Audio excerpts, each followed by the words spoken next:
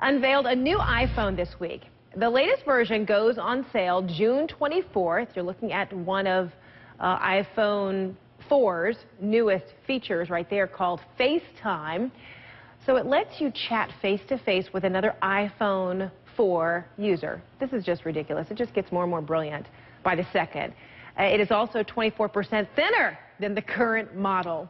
So texting, surfing the net, chatting on social media, all that stuff, most of us spend part of the day kind of plugged in. But did you know that it could actually lead to a lifetime of pain, from neck problems to headaches, even asthma? And children, well, guess what? They're at the greatest risk. Research shows that they spend more than 7 hours a day using some form of entertainment media.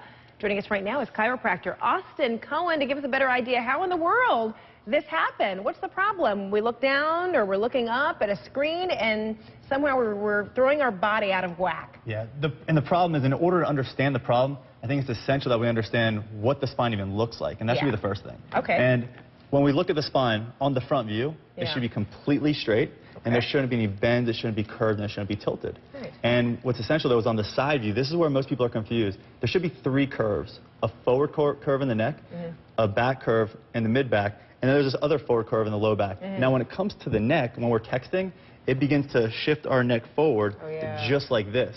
And what that does is... we're compromising those muscles all the time that we're looking down. All these muscles back here, and the brain sits up here. The spinal cord goes through this vertebral column. Oh, gosh. So it puts a lot of pressure. I don't even want to look down. Yeah, I'm just trying to make up for all that time of looking down. So it puts a lot of pressure on this, and when we're doing it for 7 hours a day, like you said, it causes a multitude of health problems that could happen. So we've got actually some x-rays that you supplied to us to give us an idea, another view of what happens. Now, I guess I would look at this and think, okay, to the left, that's the normal one, maybe to the right, abnormal, or you tell me? That's just my uneducated guess. It's a great guess, because actually the one on the left is the normal one, correct. You can see how there's a smooth flowing C curve in that neck, and when you look at the one on the right, that curve is actually reversed. Puts a significant amount of pressure on the neck, on the spinal cord, the brain, and can lead to a lot of health problems. So how much time are we talking? Like, we've been doing the, you know, your x-ray becomes abnormal after, what, a few months, after years? Well, that's a great question, because that x-ray that you saw, the normal one, that person when they was in their 30s, the one you saw that was completely abnormal, that was a 20-year-old spine.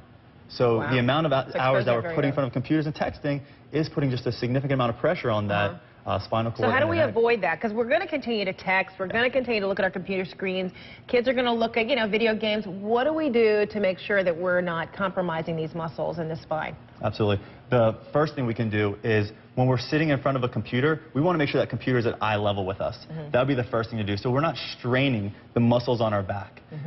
Another thing we could do, which is very essential, is to just get checked by a chiropractor. Let them see what you look like. Just like, you know, you wouldn't wait till you're in pain to see a dentist, you wouldn't want to wait till you're in pain to see a chiropractor, otherwise it may be too late.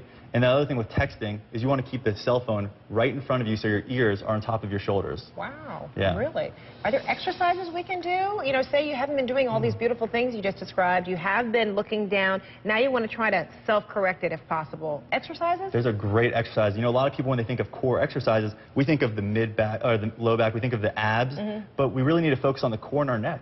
And a great exercise that people can do is, if they're sitting in their car, you want to have your seat upright, tilted back slightly, and then you put your head against the headrest, and you can just bring your head back, hold for a few seconds, and it'll strengthen these muscles right here. Baby, huh? Exactly, the traffic light. And you know, now that we can't text while we drive, but at least we can bring our head back while exercising in this position, so it'll strengthen these muscles. So our kids are not going to do that, no matter how much we try to get them to do it. What can we do to make sure that next generation, those kids who are just growing up on texting, all this stuff, I mean, it's an extension of their body. What can we teach them? What can we impress so that they're not jacking up their system before their 20th birthday? It's all about role modeling. Role modeling is key. If a child sees a parent keep text messaging just like this, the child's going to eventually lead into this. And it's all about education as well. Education is crucial, because it's more than just neck and back pain.